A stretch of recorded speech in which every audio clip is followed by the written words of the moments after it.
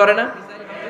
Missile হামলা করার পরে এই মিসাইল লক্ষ্য বস্তুতে যে ভেদ করে, ঠিক কিনা? তেমনি দোয়ার মতো যদি আপনি দোয়া করতে পারেন, আপনি যেই জন্য দোয়া করেছেন ঠিক ওই জায়গায় যে আপনার দোয়া স্পর্শ করে। সুবহানাল্লাহ পড়বেন না? বিশ্বনবীর দোয়ার মাধ্যমে প্রথমে সাইয়েদনা ওমর ফারুকের হৃদয়ে এক ধাক্কা লাগলো। 2 নম্বরে রব্বুল আলামিন সূরাতুল হাক্কা দিয়ে ওমর ফারুকের হৃদয়ের মধ্যে দিলেন এক ধাক্কা। পড়েন আল্লাহু আকবার। কোরআনের ভেতরে সূরাতুল হাক্কা নামে একটা সূরা আছে না নাই? আল হাক্কাতু মাল হাক্কা ওয়া মা আদরাকা মাল হাক্কা। পড়েন আল্লাহু আকবার।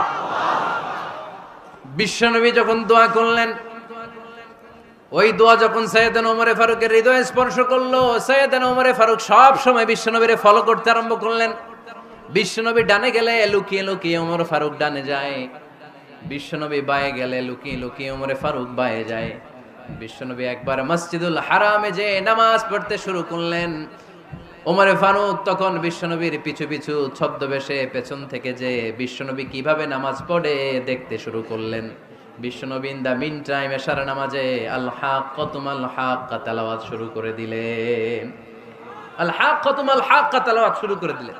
তেলাওয়াত করতে করতে বিশ্বনবী যখন তেলাওয়াত করতেছে, ওমর ফারুক এরকম দুলতেছে আর মজা পাচ্ছে।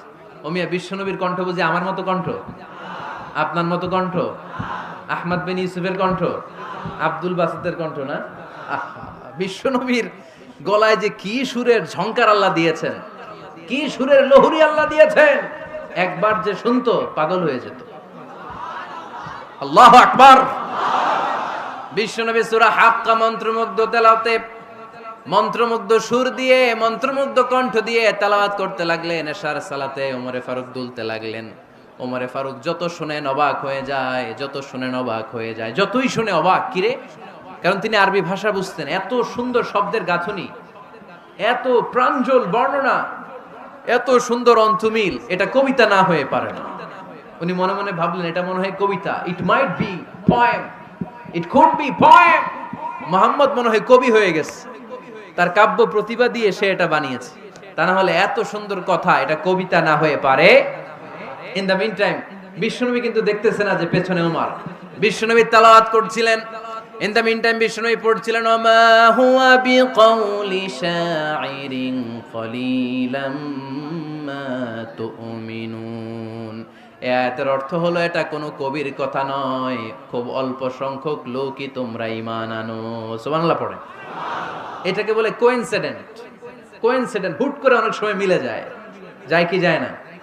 আপনি একজনের কথা ভাবতেছেন ভাবতেছেন, বাজারে গেলেন, বাজারে যেই দেখেন ওই লোকটা দাঁড়ায় আছে, এরকম হয় কি হয় না? কোইন্সিডেন্ট। ওমর ফারুক মনে মনে যেটা ভাবতেছে ওই কথা দিয়ে বিশ্বনবী তেলাওয়াত করতেছে। আল্লাহু আকবার। বিশ্বনবী যে আয়াত তেলাওয়াত করছিলেন, আয়াতের অর্থ হলো এটা কোনো কবির বানানো কবিতা না, খুব অল্প সংখ্যক লোকই তোমরা ঈমান আনো। ওমর ফারুক আটকে উঠলেন, থমকে দাঁড়ালেন। ঘটনা কি? আমি মনে মনে ভাবলাম, কি রে, এত সুন্দর কথা, এটা তো মানুষের কথা হতে পারে না, এটা নিশ্চয়ই কবিতা, কবির কথা। কিন্তু মুহাম্মদ এখন আবার পড়তেছে ওমা হুয়া বিকাউলি শাইর, এটা কোনো শায়েরের, কবির কথা নয়। কলিলাম মা তুমিনুন, অল্পই তোমরা ঈমান আনো। তার মানে আমার মনে যা চলে মুহাম্মদ এটা টের পায়। মুহাম্মদ গণক। নাউজুবিল্লাহ পড়বেন না? মুহাম্মদ অনেক বড় মাপের একজন গণক। মানুষের হৃদয়ে কি চলে, মনে মনে কি ভাবে, মুহাম্মদ না দেখেও বলে দিতে পারে। ইন দা মিন টাইম বিশ্বনবী পরের আয়াতে পড়লেন ওয়ালা বিকাউলি কাহিনিন কলিলাম মা তাযাক্কারুন। এই আয়াতের অর্থ হলো বানায় খুব অল্প সংখ্যক উপদেশ হিসেবে। এবার আর ওমর ফারুকের সহ্য হয় না, কি আজীব তামাশা। প্রথমে মনে করলাম কবিতা, মুহাম্মদ কয় কবি না, সে কবি না, এটা কবিতা না। তারপর ভাবলাম সে গণক, সে আয়াত পরে পরে বলে দিল এটা গণনা নয়, তাহলে এটা কি? এটা কি কবিতাও না, গণনাও না, তাহলে এটা কি? বিশ্বনবী তখন বললেন তানজিলুম মির রাব্বিল আলামিন। সুবহানাল্লাহ পড়েন। পরের আয়াত ছিল তানজিলুম মির রাব্বিল আলামিন। এটা দুনিয়ার কোন কবির বানানো কবিতা না, এটা কোনো গণকের গণনা না, এটা কোনো সাহিত্যিকের বানানো সাহিত্য নয়, এটা মহাবিশ্বের পরিচালক রব্বুল আলামিনের কাছ থেকে পাঠানো কিতাব কোরআন। সূরা হাক্কার ধাক্কায় ওমরে ফারুক কাইত, প্রথমে ধাক্কাটা লাগলো যে দোয়া, বিষ্ণুনবী তাহাজ্জুদে কেঁদে দোয়া করলেন, আল্লাহ হয় আবু জাহেল রে দিবা নাইলে ওমর রে দিবা। ওই দোয়া ওমরে ফারুকের হৃদয়ে ছোঁয়া লেগেছে। এরপর হাক্কা, সূরাতুল হাক্কা দিয়ে দিলে এক ধাক্কা। এই ধাক্কা খেয়ে উথাল পাথাল হৃদয়ের মধ্যে, হায় রে এ কি বাণী, এ কেমন কথা, কে মুহাম্মদ। তারপরও শয়তানের ওয়াসওয়াসা আছে না নাই? আল্লাহ বলে যতই ওয়াসওয়াসা ওমরকে দেয়া হোক, আমি ওমরে ফারুককে এই মুসলিম উম্মতের সেনাপতি বানিয়ে ছাড়বো, আমি সেনাপতি বানাবো। এবার 3 নাম্বার ডোজ। ডাক্তারের কাছে গেলে প্রথমে দেখবেন সিম্পল ডোজ দেয়, নরমাল ওষুধ, এটাতে কাজ না হলে ডোজ বাড়ায়, একেবারে কাজ না হলে অ্যান্টিবায়োটিক মারে, আছে না নাই? আল্লাহ প্রথমে দোয়ার ছোঁয়া লাগালেন, তারপর সূরা হাক্কা দিয়ে ধাক্কা মারলেন, এরপরে রব্বুল আলামিন বলেন এবার 3 নাম্বার ডোজ সূরা তহা দিয়ে আমি তোমার হৃদয়টারে উজালা বানায় দেব রে ওমর। শয়তান ওদিক দিয়ে ওয়াসওয়াসা, খেলা দুই দিক থেকে চলতেছে। আল্লাহ তাআলা হেদায়েতের রাস্তায় টানছে, শয়তান জাহান্নামের দিকে টানছে। ঘোষণা দেয়া হলো মক্কায়, মুহাম্মদের মাথা কেটে এনে দিলে এত এত স্বর্ণ মুদ্রা দেয়া হবে। ওমরে ফারুক রাজি হয়ে গেলেন, নাঙ্গা তলোয়ার নিয়ে বিশ্বনবীর মাথা কাটার জন্য ছুটলেন। নাউজুবিল্লাহ পড়বেন না? বনু জাহরা গোত্রের এক লোক বলে, আইনা ইয়া আমার, কই যাও? মুহাম্মদের মাথা কাটতে যাই। আরে মুহাম্মদের মাথা কাটতে যাও? তোমার বোন ফাতিমা বিনতে খাত্তাব আর তোমার বোন জামাই সাঈদ কদ সাবা, এরা তো ধর্ম ত্যাগ করে ফেলছে, এটা তো আমাদের ধর্ম ত্যাগ করে মুহাম্মদের ফলোয়ার হয়ে গেছে। আগে ওমর ঘর সামলাও, পরে মুহাম্মদের মাথা কাটতে যেও।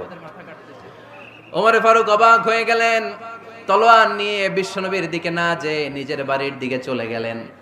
বিশ্বনবীর আপন বোন ফাতিমা বিনতে খাত্তাব, বোন জামাই সাঈদ আর খাব্বাব রাদিয়াল্লাহু তাআলা আনহু, তিনজন মিলে সূরা তহা তেলাওয়াত করছিলেন। পড়েন সুবহানাল্লাহ।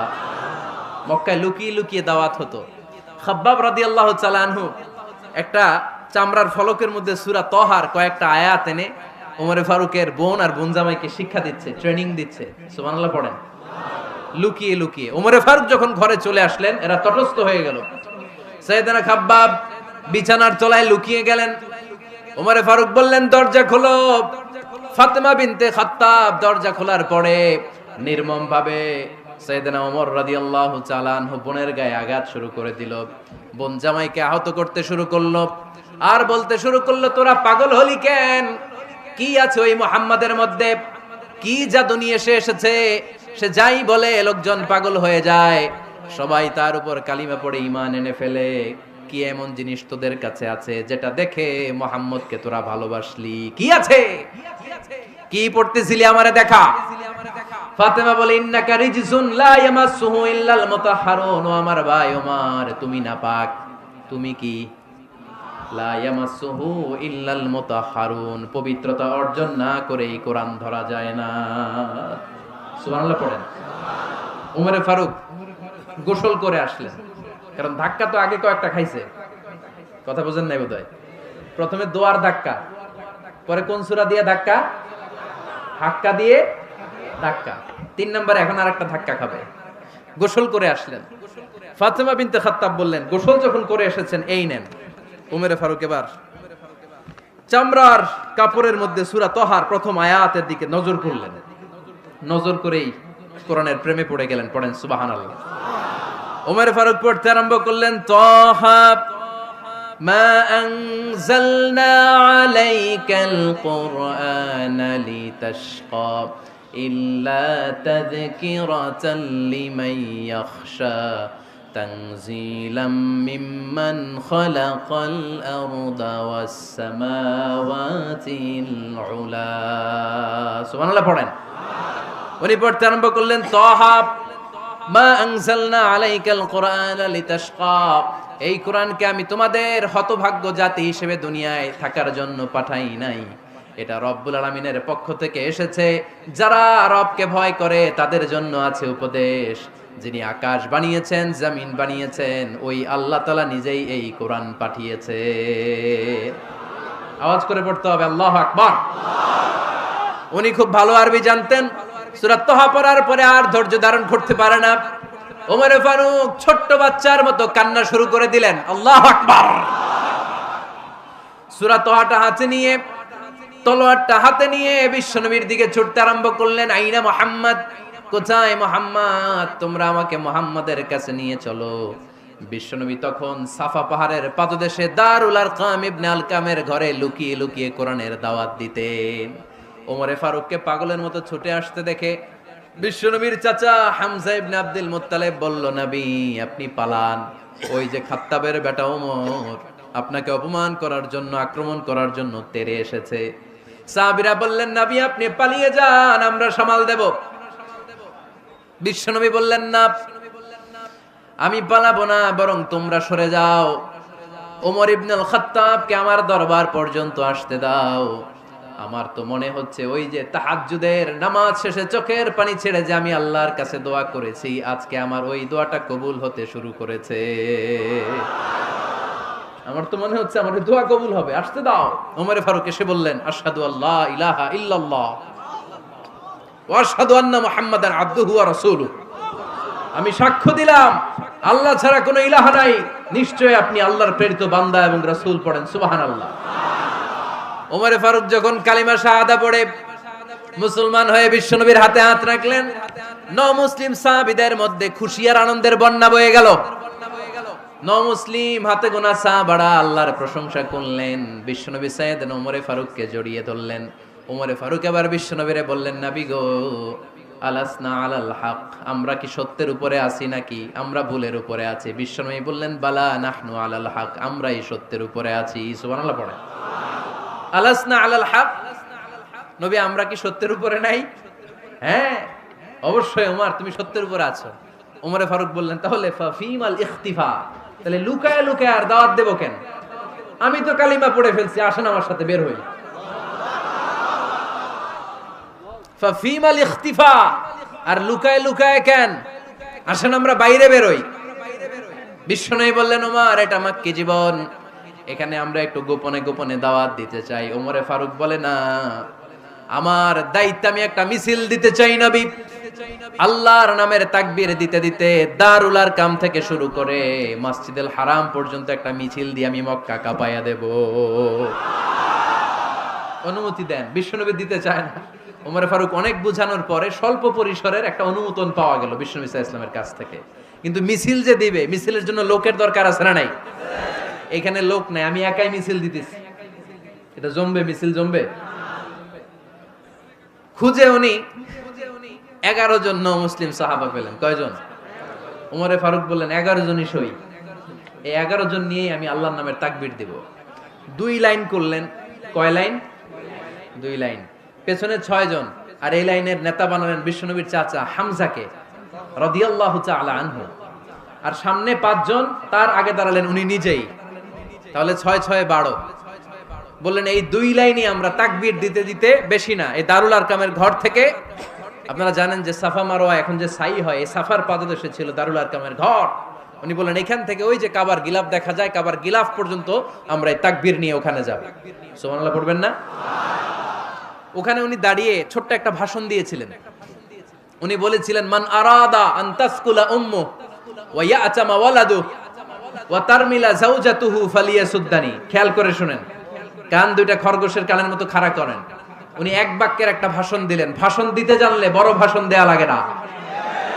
এক বাক্যের ভাষণ দিয়ে গোটা বিশ্বকে ঝাঁকুনি মারা যায়। চিল্লায় বলো ঠিক কিনা? ওমরে ফারুক এক বাক্যের একটা ছোট্ট ভাষণ দিলেন। মান আরাদা আন তাসকুলা উম্মু, কে আছো মায়ের এই মক্কায়, কে আছো মায়ের বুক খালি করতে চাও? ইয়া আচামা ওয়ালাদু, কে আছো বাচ্চাগুলারে, নিজের সন্তানগুলোরে ইয়াতিম বানাতে চাও? কে আছো তারমিলা যাওজাতুহু, নিজের স্ত্রীকে বিধবা বানাতে চাও? ফালিয়া সুদ্দানি, বুকের পাটা থাকলে আমি ওমর রে থামাও। ফালিয়া সুদ্দানি, দেখি মক্কায় কার এত বড় বুকের পাটা। কে আছো মায়ের বুক খালি করতে চাও, সন্তান রে এতিম বানাতে চাও, স্ত্রীকে বিধবা বানাতে চাও? ফালিয়া সুদ্দানি, পারলে আমারে ঠেকাও। এই বলে উনি আল্লাহু আকবার, আল্লাহু আকবার, আল্লাহু আকবার বলে স্লোগান শুরু করে দিলেন। এক এক স্লোগানে মক্কার মরুজমিন থারথার করে কাঁপতে আরম্ভ করলো। এই মিছিল মক্কার কেউ দেয় নাই। মিছিলের আওয়াজ শুনে আবু জাহেল বাইরিস, উতবা বাইরিস, শাইবা, ওয়ালিদ ইবনে মুগিরা সব বের হইছে। কি রে, আমার এলাকায় এত বড় স্লোগান, কার এত সাহস? বের হয়ে দেখে মিছিলের সামনে ওমর। ওমরে দেখে দিছে এক দৌড়, কারণ ওমরে ফারুককে থামানোর মতো বাপের বেটা মক্কায় দ্বিতীয়টা কেউ ছিল না। আওয়াজ করে বলেন ঠিক কিনা?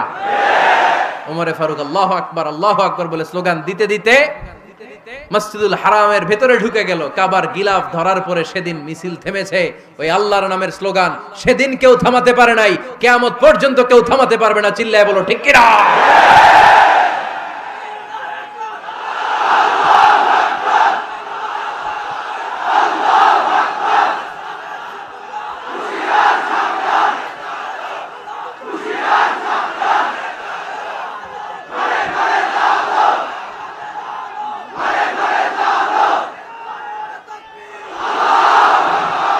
ওই রকম একটা ওমরের দরকার, আমাদের বেশি চাই না। জোরে বলেন ঠিক কিনা?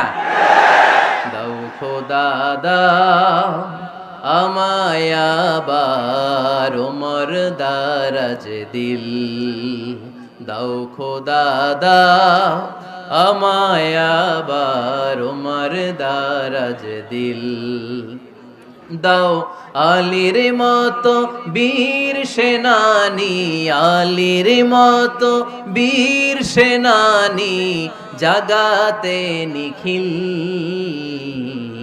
দাও খোদা দাও আমায় আবার ওমর দারাজ দিল। সুবহানাল্লাহ পড়েন। একটা ওমর লাগবে। চিল্লায় বলেন কয়টা? ওই ওমরের অপেক্ষায় বাংলাদেশ সহ গোটা মুসলিম উম্মাহ, ঠিক কি না? একটা ওমরই যথেষ্ট। আমাদের সেন্ট্রাল লিডারশিপ নাই তো, আমাদেরকে এদিকে লাথি মারলে আমরা ওইদিকে যাই, ওদিক থেকে গুতা মারলে আমরা এদিকে যাই। আমাদের রিপ্রেজেন্টেটিভ, আমাদের প্রতিনিধিত্ব করার মতো কোনো কেন্দ্রীয় লিডারশিপ নেতৃবৃন্দ গোটা বিশ্বে নাই, ঠিক কি না? আমরা সেই ওমরে ফারুকের অপেক্ষায়, আমরা সেই ইমাম আল মাহদির অপেক্ষায়। এই ওমরে ফারুক আমাদের মডেল, ঠিক কি না? থার্ড ইন পজিশন এই পুরা উম্মতের মধ্যে ওনার পজিশন নাম্বার 3। 1 নাম্বার পজিশন বিশ্বনবীর, কার? 2 নাম্বার পজিশন কার? আবু বকর। 3 নাম্বার পজিশন কার? ওমরে ফারুকের। বিশ্বনবী বলতেন লা নবিয়্যা বা'দি, লা নবিয়্যা বা'দি, আমার পরে কোনো নবী নাই। ওয়ালা রাসূলা, আমার পরে কোনো রাসূলও নাই। আমার নবীর পরে আর কোনো নবী আছে? আমার নবীর পরে আর কোনো রাসূল আছে? এই যে কাদিয়ানি যে একটা সম্প্রদায় আছে, এরা কি মুসলিম নাকি অমুসলিম? মুসলিম সম্প্রদায়ের সাথে এদের কোনো সম্পর্ক নাই। চিল্লা বলেন ঠিক কি না? এরা যদি মুসলমান হতে চায়, আমার নবী দ্য লাস্ট মেসেঞ্জার বিশ্ব নবীকে খাতামুন নবী হিসেবে সংবাদ সম্মেলন করে গোটা বিশ্বকে জানাই দিতে হবে, তারপরে তাদেরকে আমরা মুসলিম হিসেবে স্বীকৃতি দিব। চিল্লায় বলেন ঠিক কি না? তা না হলে তারা কোন ধর্মের এটাকে জানাই দিতে হবে। No inferiority complex, no identity crisis. Identity ক্রাইসিসে থাকা যাবে না। আপনারা কোন ধর্মের এটা জানায় দেন। আপনারা বিশ্ব নবীরও শেষ নবী মানবেন না, আবার মুসলিম বলেও নিজেদেরকে ট্যাগ লাগাতে চাইবেন। সাধারণ মুসলমানরা এটা এই ধোঁকাবাজি মানে না। চিল্লায় বলেন ঠিক কি না? আমার নবীর পরে কোনো নবী নাই, আমার রাসূলের পরে কোনো রাসূল নাই, ঠিক কি না? আল্লাহর হাবিব বলতেন লাউ কানা বা'দি নাবিয়্যুন লাকানা উমর, তবে আমার পরে যদি নবী হওয়ার যোগ্যতা কারো থাকে, আমার ওমরের ওই যোগ্যতা আছে। সুবহানাল্লাহ পড়েন। প্রভু তুমি বলেছো রাসূল দেবে না, বলনি দেবে না ওমর, বলনি দেবে না হামজা তারি, খালিদ বিজয় সমর। প্রভু তুমি বলেছো রাসূল দেবে না, বলনি দেবে না ওমর, বলনি দেবে না হামজা তারি, খালিদ বিজয় সমর। প্রভু তুমি বলেছো রাসূল দেবে না। সুবহানাল্লাহ পড়েন। এজন্য আমরা একটা ওমর চাই। কয়টা? বেশি লাগবে? নেতার মতো নেতা কয়টা লাগে? জোরে বলেন কয়টা? Enough, that's enough. Omar Faruk our super hero. ওনার সাথে বিশ্বনবী সাল্লাল্লাহু আলাইহি ওয়াসাল্লামের মুসাহারার সম্পর্ক ছিল। ওমরে ফারুক যে বিশ্বনবীর শ্বশুর, এটা অনেকে জানেই না। ওমরে ফারুক রাদিয়াল্লাহু তাআলা আনহু বিশ্বনবীর শ্বশুর ছিলেন। এটা আজকে নতুন শুনছেন। কে কে হাত তোলেন? দেখছেন হুজুর? সঠিক বলছি না আমি? অনেকে আমরা জানি না। মাশাআল্লাহ, জানতে লজ্জা নাই, শিখতে লজ্জা নাই, লজ্জা হচ্ছে অজ্ঞতায় আর মূর্খতায়, ঠিক কি না? আমরা শিখতে রাজি আছি, যে কথা বলে আমরা তার ছাত্র। আমার আগে হুজুর কথা বলতেছিলেন, আমরা ছিলাম ছাত্র, এখন আমি কথা বলতেছি, এখন আমরা সবাই হয়ে গেছি ছাত্র, ঠিক কি না? যিনি বলেন তিনি শিক্ষক, বাকিরা আমরা ছাত্র, ঠিক কি না? চার খলিফার দুই খলিফা, ইসলামের চার খলিফার দুই খলিফা বিশ্বনবীর মেয়ের জামাই, আর বাকি দুই খলিফা বিশ্বনবীর শ্বশুর। সুবহানাল্লাহ পড়েন। সাইয়েদনা আলী রাদিয়াল্লাহু তাআলা আনহু, সাইয়েদনা উসমান যুন-নূরাইন বিশ্বনবীর মেয়ের জামাই। উসমান রাদিয়াল্লাহু তাআলা আনহুর কাছে বিশ্বনবী দুই মেয়েকে বিয়ে দিয়েছিলেন, একজন মারা যাওয়ার পরে আরেকজন। বিশ্বনবী বলেছেন এরপরে আরেকটা থাকলে ওইটারও বিয়ে দিতাম।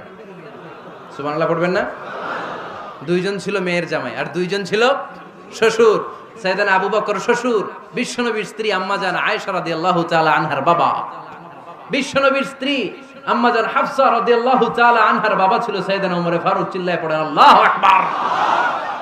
জানো তো না পজিশন না, সাইয়্যিদু কুহুলিল জান্নাহ, জান্নাতে যত নারীরা যাবে নারীদের সর্দারিনী হবে সাইয়্যিদাতুনা ফাতেমা রাদিয়াল্লাহু তাআলা আনহা। এই ফরিদপুরের যত ইয়াং স্টারেরা তোমরা যারা জান্নাতে যাবে তোমাদের লিডার হবে সাইয়েদনা হাসান আর হুসাইন রাদিয়াল্লাহু তাআলা আনহুমা। আর বয়স্ক মুরব্বীরা যারা জান্নাতে ঢুকবেন আপনাদের লিডার হবে সাইয়েদনা আবু বকর আর সাইয়েদনা ওমর ফারুক রাদিয়াল্লাহু তাআলা আনহু। সুবহানাল্লাহ পড়তে পারলেন না? ওমর ফারুক এটা সাধারণ কোনো ক্যারেক্টারিস্টিক্স নয়, ওনাকে আল্লাহ তাআলা নলেজও দিয়েছেন আবার দিনদারিও দিয়েছেন। আমার দিনী ভাইয়েরা খেয়াল রাখবেন, কোন আলেমের মধ্যে বা কোন নেতার মধ্যে যদি এই দুইটার সমন্বয় আপনি পান, যে তার জ্ঞানও আছে আবার দিনদারিও আছে, he belongs the knowledge and he belongs the taqwa, সে গোটা বিশ্বকে জয় করে ফেলবে, ঠিক কি না? যার মধ্যে জ্ঞান আছে, যার মধ্যে তাকওয়া আছে, তারে কেউ থামায় রাখতে পারে? ওমর ফারুককে এই দুই নেয়ামত দিয়ে ধন্য করেছে কে? সহিহ বুখারীর বর্ণনা, বিশ্বনবী সাহাবীদের সামনে একটা স্বপ্নের কথা বলছেন। বিশ্বনবী বললেন, আমি স্বপ্নে দেখলাম আমার আঙ্গুলের ফাঁকা থেকে দুধ বের হচ্ছে, আমি তৃপ্তি সহকারে দুধ খেলাম। খাওয়ার পরে দেখলাম আঙ্গুলের মধ্যে একটু দুধ লেগে আছে। আমার আঙ্গুলে অতিরিক্ত লেগে থাকা দুধটা আমি ওমরে ফারুকের মুখের মধ্যে লাগিয়ে দিলাম। সাহাবারা বললেন, ইয়া রাসূলুল্লাহ, ইয়া হাবিবাল্লাহ, মাযা আওয়ালতা বিহি, এই স্বপ্নের আপনি কি ব্যাখ্যা করলেন, আমরা তো বুঝলাম না। বিশ্বনবী বললেন, আওয়ালতু বিহি আল ইলম, আমি এই দুধ দিয়ে জ্ঞানের ব্যাখ্যা করেছি, কারণ ওমরকে আল্লাহ যেই জ্ঞান দিয়েছে গোটা বিশ্বের কাউকে এত জ্ঞান দেয় না। এজন্য স্বপ্নে যদি কেউ দেখেন যে আপনি দুধ খাচ্ছেন, তার মানে আল্লাহ তাআলা আপনার জ্ঞান বাড়ায় দিবে। ওমরে ফারুককে দুধ খেয়ে অতিরিক্ত দুধের অংশটা বিশ্বনবী আবু বকর রাদিয়াল্লাহু তাআলা আনহুর মুখে দেন নাই, সাইয়েদনা উসমানের মুখে দেন নাই, আলী রাদিয়াল্লাহু তাআলা আনহুর মুখে দেন নাই। স্বপ্নে ওই অতিরিক্ত লেগে থাকা দুধটা বিশ্বনবী ওমরে ফারুকের ঠোঁটের মধ্যে লাগিয়ে দিয়েছেন। এই হাদিস থেকে প্রমাণ হয় আল্লাহ তাআলা জ্ঞানের নেয়ামতে সাইয়েদনা ওমরে ফারুককে ধন্য করেছেন। আবার বুখারীর বর্ণনা, বিশ্বনবী সাল্লাল্লাহু আলাইহি ওয়াসাল্লাম আরেকটা স্বপ্নের বর্ণনা দিচ্ছেন। তিনি বললেন, তোমাদের সবাইকে স্বপ্নে আমার সামনে দাঁড় করানো হলো। আমি দেখলাম তোমাদের কারো জুব্বা নাভি পর্যন্ত, কারো জুব্বা হাঁটু পর্যন্ত, কারো জুব্বা টাকনু পর্যন্ত। ওমরে ফারুককে যখন স্বপ্নে আমার সামনে দাঁড় করিয়ে দেয়া হলো, আমি দেখলাম ওমরের জুব্বা এত লম্বা, ওমর টেনে হিচড়ে তার জুব্বা নিয়ে সামনে হেঁটে যাচ্ছে। সাহাবারা বললেন, ফামাযা আওয়ালতা বিহি ইয়া রাসূলুল্লাহ, ও আল্লাহর রাসূল, এই স্বপ্ন দিয়ে আপনি কি বোঝাতে চাইলেন, আমরা কিছু বুঝলাম না। বিশ্বনবী বললেন, আওয়ালতু বিহি আদ-দীন, আমি এই হাদিসের দ্বারা দ্বীনের ব্যাখ্যা করলাম, যার জামা যত লম্বা তার দ্বীনদারি তত বেশি। সুবহানাল্লাহ, আসতে পড়েন। স্বপ্ন দেখলেন কোন সাহাবীর জুব্বা নাভি, কোন সাহাবীর হাঁটু, কারোটা টাকনু, কিন্তু ওমরে ফারুকের জুব্বা এত লম্বা, ইয়াজুরু সাওবাহু, তিনি তার জুব্বা টেনে হিচড়ে যাচ্ছেন। বিশ্বনবী বললেন, এটা দ্বারা আমি দ্বীন, আমি তাকওয়া, দ্বীনদারি, তাকওয়া এটার ব্যাখ্যা করেছি। তার মানে ওমরে ফারুকের তাকওয়ার সামনে সব তাকওয়া পানি হয়ে যাবে। কোন সুবহানাল্লাহ। আল্লাহ তাআলা সাইয়েদনা ওমরে ফারুককে দ্বীনের জ্ঞান দিয়েছেন, তাকওয়া দিয়েছেন। যুবক ভাইরা, যাকে আল্লাহ তাআলা দ্বীনের জ্ঞান দেয়, যাকে আল্লাহ তাআলা তাকওয়ার এই গুণ দিয়ে সমৃদ্ধ করে, তার জন্য গোটা বিশ্বের সব দরজাগুলোকে ওপেন করে দেয় কে? কত বড় মুত্তাকি ছিলেন সাইয়েদনা ওমর ফারুক। মদিনার সমাজে কয়জন মুনাফিক ছিল বিশ্বনবী ছাড়া কেউ বলতে পারতেন না। বিশ্বনবী কোন সাহাবীকে মুনাফিকদের লিস্ট দিয়ে যান নাই, একজন সাহাবী ছাড়া। দেখি কেউ বলতে পারেন কিনা ওই সাহাবীর নাম কি? নাম হুযায়ফা ইবনুল ইয়ামান রাদিয়াল্লাহু তাআলা আনহু। ওনাকে বলা হতো সাহিবু সিররি রাসূলিল্লাহ, আল্লাহ রাসূল সাল্লাল্লাহু আলাইহি ওয়াসাল্লামের গোপন তথ্যের ধারক বাহক। সুবহানাল্লাহ পড়বেন না? বিশ্বনবী ইন্তেকালের আগে মদিনার সমাজে মোট কয়জন মুনাফিক আছে এই তথ্য আবু বকরকে বলেন নাই, ওমর রাদিয়াল্লাহু তাআলা আনহুকে বলেন নাই, উসমান রাদিয়াল্লাহু তাআলা আনহু, আলী রাদিয়াল্লাহু তাআলা আনহু, আশারাতুল মুবাশশিরিনা বিল জান্নাহ কোন সাহাবীকে বলেন নাই। শুধুমাত্র কেবলমাত্র একমাত্র হুযায়ফা ইবনুল ইয়ামান রাদিয়াল্লাহু তাআলা আনহুর কাছে মুনাফিকদের লিস্টে বিশ্বনবী দিয়ে গিয়েছেন। সুবহানাল্লাহ পড়েন। মদিনায় কারা কারা মুনাফিক কেউ জানতো না হুযায়ফা ছাড়া। কে ছাড়া? নামটা আজকে মুখস্থ করেন যাতে অন্য কোনো ওয়াজে কেউ জিজ্ঞেস করলে বলতে পারেন। মুনাফিকদের লিস্ট যে সাহাবীর কাছে বিশ্বনবী দিয়ে গিয়েছিলেন, সাহাবীর নাম কি? নাম নামটা কেমন লাগে? ভাল লাগে? অনেকে আমারে জিজ্ঞেস করে, হুজুর আমার ছেলে হবে আগামী মাসে, একটা নাম দেন। নাম দিয়ে দিলাম হুযায়ফা। যাদের হবে ছেলে, এলাকায় যাদের নেক্সট কয়েক মাসে ছেলে হবে, খালি হুযায়ফা চলবে। কি চলবে? ভাল লাগে? নামটা ভাল লাগে? রাইখেন, অনেক সুন্দর নাম। উনি জানতেন মুনাফিক কারা। দেখেন ওমরে ফারুকের তাকওয়ার লেভেলটা কত হাই। ওমরে ফারুক একদিন হুযায়ফা রাদিয়াল্লাহু তাআলা আনহুর কাছে গেলেন, যে বললেন, হুযায়ফা, বিশ্বনবী ইন্তেকালের আগে মুনাফিকদের নামের লিস্টটা কারো কাছে দেয় নাই, আমার জানা নাই, সাইয়েদনা আবু বকরের জানা নাই, কোন সাহাবীর জানা নাই, তুমি ছাড়া। আমি তোমার কাছে জানতে চাই, আমি ওমরের নামটা ওই মুনাফিকদের খাতায় আছে কিনা আমার একটু বলো। আমার ওমরের নামটা ওই মুনাফিকদের লিস্টিতে একটু আছে কিনা, নামটা একটু বলো। যদি থাকে আমি ভালো হয়ে যাব। আমি নেফাকি দূর করে পাক্কা মুমিন হতে চাই। আমার নাম যদি মুনাফিকের লিস্টে থাকে আমি তো শেষ। হুযায়ফা চোখের পানি ছেড়ে দিয়ে বলে, আমিরুল মুমিনিন, কেমন প্রশ্ন করলেন আপনি? আপনি বিশ্বনবীর শ্বশুর। এই উম্মতে আপনার পজিশন 3 নাম্বার। আপনারে মুনাফিকরা ভয় পায়, শয়তান আপনারে ভয় পায়। আপনি জান্নাতে সব বয়স্ক লোকদেরকে নিয়ে জান্নাতের মধ্যে আগে আগে ঢুকবেন, কেমন করে মুনাফিকদের কাতারে আপনার নাম থাকতে পারে ওমর? সুবহানাল্লাহ পড়ে। কি বিনয়ী, কি তাকওয়া। হুযায়ফাকে যে ধরতেন, হুযায়ফা একটু বলো না আমার নামটা মুনাফিকদের লিস্টিতে আছে কিনা। ওমরে ফারুকের যদি এই টেনশন থাকে যে আমি মুনাফিক হয়ে গেলাম কিনা, আমাদের এই টেনশন থাকার দরকার আছে না নাই? হ্যাঁ, যেন সব সময় আল্লাহর কাছে দোয়া করতে হবে, আল্লাহ তুমি নেফাকি থেকে আমাদেরকে বাঁচাও। আরো জোরে পড়েন আমিন। ওমর ফারুক রাদিয়াল্লাহু তাআলা আনহু আমাদের সুপার হিরো, আমাদের সবাই বলেন আমাদের। উনি কত বড় সুপার হিরো শুনেন। উনি জুমার খুতবা দিচ্ছেন। কি দিচ্ছেন? মসজিদে নববীতে খুতবার মাঝখানে হঠাৎ বললেন, ইয়া সারিয়াতাল জাবাল, ইয়া সারিয়াত ইবনে জানিমিল জাবাল। এই কথা বলেই আবার খুতবা দিতে শুরু করলেন। উনার এই ইয়া সারিয়াত ইবনে জানিমিল জাবালের সাথে আগের কথারও কোনো মিল নাই, পরের কথারও কোনো মিল নাই। জুমার নামাজের পর মুসল্লি সাহাবারা ধরলেন, বললেন, ইয়া আমিরাল মুমিনিন। খুতবার মাঝখানে হঠাৎ করে ইয়া সারিয়াত ইবনে জানিমিল জাবাল বলে আপনি চিৎকার করলেন কেন? আপনার এই বাক্যের সাথে আপনার খুতবার আগের বাক্যের কোনো মিল নাই, আপনার খুতবার পরের বাক্যেরও কোনো মিল নাই। এই কথা আপনি কারে বললেন, কারে উদ্দেশ্য করে বললেন? এই কথার তাৎপর্য কি আমাদেরকে বুঝিয়ে বলেন।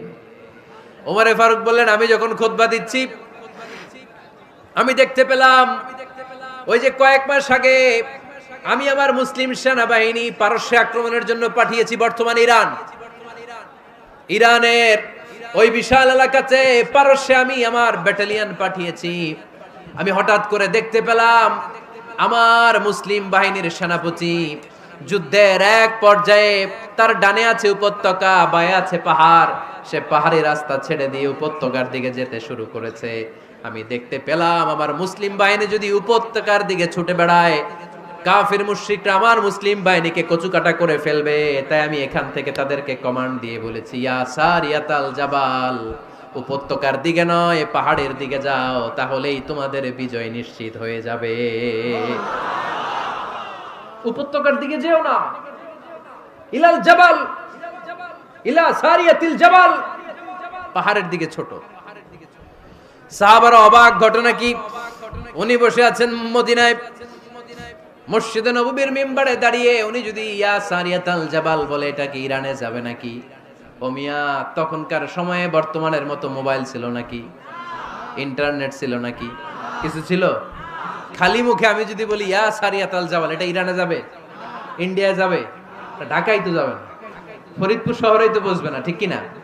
কিন্তু এটা আমিরুল মুমিনিন, বিশ্বাসী সাহাবারা বিশ্বাস করে নিল। কিছু মুনাফিক ছিল, এরা কয় না, ঝামেলাস, এটা তো সম্ভব না। এক কাজ করি, এই সেনাপতি যখন বিজয়ী বেশে মদিনায় ফিরে আসবে, আর আমরা ধরবো। এরা দিন গুনতে লাগলো, এই সেনাপতি মুসলিম বাহিনী নিয়ে পারস্য জয় করে কবে ফিরে আসবে। এই মুনাফিকের দলগুলো কখনো সেনাবাহিনীকে অভ্যর্থনা জানাতে যেত না, কিন্তু এইবার সবার আগে মদিনার উপকণ্ঠে যে সেনাপতিদেরকে অভ্যর্থনা জানানোর জন্য ফুল নিয়ে রেডি, ফুল নিয়ে দাঁড়ায়। সেনাপতি ঢুকার সাথে সাথে ধরছে, এই সেনাপতি কোত্থেকে আসছো? কয় পারস্য জয় করে আসছি। কয় এমন এমন দিন, জুমার দিন দুপুর বেলা যুদ্ধের মাঝখানে আমিরুল মুমিনিনের কণ্ঠের কোন কথাবার্তা শুনছো নাকি? সেনাপতি অবাক, কয় তোমরা জানলা কেমনে? শুনছি তো। সুবহানাল্লাহ পড়বেন না? আমরা যুদ্ধে একটা ভয়ঙ্কর অবস্থার মধ্যে ছিলাম, পেছন থেকে শত্রু আমাদেরকে আক্রমণ করতে শুরু করে দিল। ডানে যাব না বায়ে যাব, সামনে যাব নাকি পেছনে যাব, রাস্তা খুঁজে পাচ্ছি না। ডান দিকে ছিল আমাদের উপত্যকার রাস্তা, বাঁ দিকে ছিল পাহাড়ি পথ। আমরা সোজা পথ হবে মনে করে উপত্যকার দিকে ছুটতে আরম্ভ করলাম। হঠাৎ করে আমিরুল মুমিনিনের কণ্ঠ বজ্র কণ্ঠে আমার কানের মধ্যে ভেসে আসলো। আমার মনে হলো আমিরুল মুমিনিন কেমন যেন আমাকে কমান্ড দিচ্ছেন, আর বলছেন, ইয়া সারিয়াতাল জাবাল, ডান দিকে উপত্যকার পথে নয়, তাড়াতাড়ি পাহাড়ের দিকে সৈন্য বাহিনী নিয়ে উঠে যা। পাহাড়ের দিকে, ডানে না। This is wrong track and this is the right track. ওই দিন যদি ওমরে ফারুকের ওই গাইডলাইন, আমিরুল মুমিনিনের কমান্ড যদি আমি না শুনতাম, আজকে বিজয়ের বেশে ফিরতেও পারতাম না, আমাদের চেহারাও তোমরা দেখতে পেতে না। ওমরে ফারুকের ওই কমান্ড, ওই গাইডলাইন অদৃশ্য থেকে শোনার কারণে ওই পারস্যের মধ্যে আমাদেরকে সেই যুদ্ধে বিজয় দান করেছে কে? দিস ইজ ওমরে ফারুক, দিস ইজ ওমরে ফারুক। বিশ্বনবী বলছেন, ওমর, মা লাকিয়াকা শাইতানু সালিকান ফাজ্জান ইল্লা সালাকা ফাজ্জান গায়রা ফাজ্জিক। ওমর, শয়তান ইবলিস যদি তোমারে কোনো রাস্তা দিয়ে হাঁটতে দেখে, শয়তান ওই রাস্তা রেখে দিয়ে অন্য রাস্তা দিয়ে হাঁটে। সুবহানাল্লাহ বাড়িতে যায় বললেন। কে বলতেছে? বিশ্বনবী। কার ব্যাপারে? ওমরে ফারুকের ব্যাপারে। শয়তান যদি দেখে যে ওমরে ফারুক এই রাস্তা দিয়ে হাঁটতেছে, শয়তান ওই রাস্তা রেখে দিয়ে অন্য রাস্তা দিয়ে হাঁটে। সুবহানাল্লাহ পড়েন। রাত্রিবেলা আমরা আমাদের বাচ্চা ছেলে মেয়েদেরকে যখন খাওয়াই, বাচ্চারা খেতে চায় না, এরকম হয় আপনাদের ফরিদপুর এলাকায়? হ্যাঁ, এই এলাকায় হয় নাকি? খেতে চায় না বাচ্চারা, এই চকলেট দেখায়া, এই মিনা কার্টুন দেখায়া, এইটা সেইটা, এগুলো সেগুলো বলে, গল্প টল্প বলে ভুলায়া খাওয়ানো লাগে, তাই না? তারপরও খায় না। আমারও ছোট মেয়ে আছে, খেতে চায় না, এইটা সেইটা এমনি সেমনি খাওয়ানো লাগে। তো শেষে না পেরে মা বাবা বলতে বাধ্য হয়, ওই যে ভূত আসতেছে, ভূত, তাড়াতাড়ি তাড়াতাড়ি খাও, নাহলে যে ভূত ধরবে তোমারে। ওই যে বাঘ আসতেছে, বাঘ, তাড়াতাড়ি খাইলে নাহলে বাঘে কামড়াবে। বলি না আমরা? আপনারা কি বলেন? ভূত। আর কি বলেন? হ্যাঁ হ্যাঁ, আচ্ছা, এক এক জায়গায় এক একটা আমরা বলি, ভূত আসবে, বাঘ খাবে, ভাল্লুক খাবে, তাড়াতাড়ি খাও। মদিনাতে যখন ওমরে ফারুক আমিরুল মুমিনিন, মদিনার মায়েরাও বাচ্চাদেরকে খাওয়াতে পারতো না, ছোট্ট মেয়েদেরকে খাওয়াতে পারতো না, খাওয়া নিয়ে যন্ত্রণা করতো। বাচ্চারা যখন মদিনায় খেতে চাইতো না রাত্রি বেলায়, মদিনার মায়েরা বলতো, তাড়াতাড়ি খাও, হা হুয়া ইয়াতি উমর, হা হুয়া ইয়াতি উমর, তাড়াতাড়ি খা, নাইলে ওই যে ওমর আসতেছে, Omar. This is our super hero সাইয়েদনা ওমর ফারুক রাদিয়াল্লাহু তাআলা। শুধু শয়তানি ভয় পেত না, মুনাফিকরাও ভয় পেত, জমের মতো ভয়। শুধু তাই না, আমাদের আম্মাজান বিষ্ণু ইসা ইসলামের স্ত্রীরাও ওমরে ফারুককে ভয় পেতেন। সুবহানাল্লাহ কইবেন না?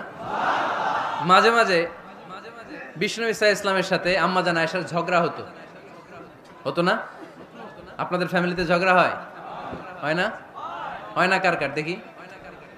ওরে আল্লাহ, অনেক আল্লাহর ওলি আছে তো এই জায়গায়। ঝগড়া হয় না? কি কথা কয় ঝগড়া হয় না বলে? বিশ্বনবীর ফ্যামিলিতে ঝগড়া হয়, আপনার ফ্যামিলিতে হয় না? মিষ্টি ঝগড়া। আর ও বিয়েই করে নাই।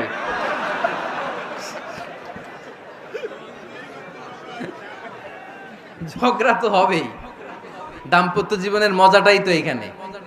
কখনো ঝগড়া, কখনো আনন্দ, একটু বৃষ্টি, একটু রোদ, একটু হাসি, একটু কান্না, ভালো লাগা ভালোবাসা শেয়ার করে নেয়া, মিলেমিশে একাকার হয়ে যাওয়া, ঠিক কিনা? তো আল্লাহর হাবিব সাল্লাল্লাহু আলাইহি ওয়াসাল্লামের সাথে আম্মাজান আয়েশার ঝগড়া হতো। তো একদিন ঝগড়া হয়ে দুইজন রেগে আছে। খবরদার দুইজন রেগে থাকবেন না, আবার একজন রাগলে আরেকজন থেমে যাবেন, কারণ এই ছোট্ট ঝগড়া থেকে এটা অনেক সময় বিচ্ছেদের দিকে গড়ায়। আমার প্রিয় ফরিদপুরবাসী, ভাবি রেগে গেলে আপনি রাইগেন না, ওই দিন আপনি একটু ঠান্ডা থাকেন। আবার আপনি রেগে গেলে, আমার মাইকের আওয়াজ যদি ভাবিরা শুনেন, আপনারা রেগে যায় না, একটু ঠান্ডা থাকবেন। দুইজনে রেগে গেলে তো তৃতীয় বিশ্বযুদ্ধ শুরু হবে, তাই না? একজন রেগে গেলে আরেকজন ঠান্ডা, কারণ এই সামান্য ঝগড়া থেকে ইগোর কারণে এটা বিচ্ছেদ আর ডিভোর্স পর্যন্ত গড়ায়। আর শয়তান এখানে উস্কানি দেয়, কারণ ইমানদারদের ফ্যামিলি ভাঙতে পারলে শয়তান সবচেয়ে বড় খুশি হয়। আর ইমানদারদের ফ্যামিলি টিকে থাকলে খুশি হয়ে যায় কে? আম্মাজান আয়েশা রাদিয়াল্লাহু তাআলা আনহার সাথে বিষ্ণু ইসা ইসলামের ঝগড়া হতো মাঝে মাঝে। একবার ঝগড়া হলো, বিষ্ণু ইসা ইসলামের রাগ, আম্মাজান আয়েশাও রাগ। তো বিষ্ণুই বললেন, আয়েশা ঝগড়া করে আর কতক্ষণ থাকবো, আসো মিটমাট করি। আয়েশা রাদিয়াল্লাহু বললেন, ঠিক আছে মিটমাট করব। তো বিষ্ণু ইসা ইসলাম বললেন, মিটমাটের জন্য কারে ডাকবো? ওমরে ডাকি। কয় না, ওমরে না, ওমর গালিজ, ওমর অনেক রাগে, আমার ডর লাগে। কয় তাহলে তোমার আব্বারে ডাকি। কয় ডাকেন। কি খুশি! মেয়েদের মধ্যে অভ্যাসটা আছে না নাই? তাহলে তোমার আব্বারে ডাকি, ডাকেন। ডেকে নিয়ে আসা হলো। আবু বকর রাদিয়াল্লাহু তাআলা আনহু দাঁড়ালেন, আম্মাজান আয়েশা দাঁড়ালেন, বিশ্বনবীও দাঁড়ালেন। বিশ্বনবী বললেন, আয়েশা তোমার আব্বা আসছে, এবার ঘটনা খুলে বলার পালা, তুমি বলবা নাকি আমি বলবো? আম্মাজান আয়েশা বললেন, আপনি বলেন, তবে ওয়ালা তাকুল ইল্লা হাক্কান, যেটা ঘটছে ওইটাই বললেন, মিথ্যা কথা কইেন না। আবু বকর রাদিয়াল্লাহু তাআলা আনহু রেগে মেগে আগুন। কি এই কথা তুমি কেমন করে বলো? বিশ্বনবী কি মিথ্যা কথা কখনো বলবে? রেগে মেগে দিলেন মেয়ের গালে এক চড়। বানিয়ে বলতেছি না, মুসনাদ আহমদ ইবনে হাম্বলের হাদিস। বাবার হাতের থাপ্পড়কে আম্মাজান আয়েশা উল্টে বললেন। সাইয়েদনা আবু বকর রাগে গড়গড় করছেন, আবার মারার জন্য তেড়ে গেলেন। এবার বাঁচার জন্য আম্মাজান আয়েশা বিশ্বনবীর পিছনে যে আশ্রয় নিলেন, বিশ্বনবী বাঁচানোর জন্য দুই হাত মেলে দাঁড়িয়ে গেলেন। পড়েন সুবহানাল্লাহ। বিশ্বনবী যখন দুই হাত মেলে দাঁড়িয়ে গেলেন, সাইয়েদনা আবু বকর রাদিয়াল্লাহু আনহু থেমে গেলেন।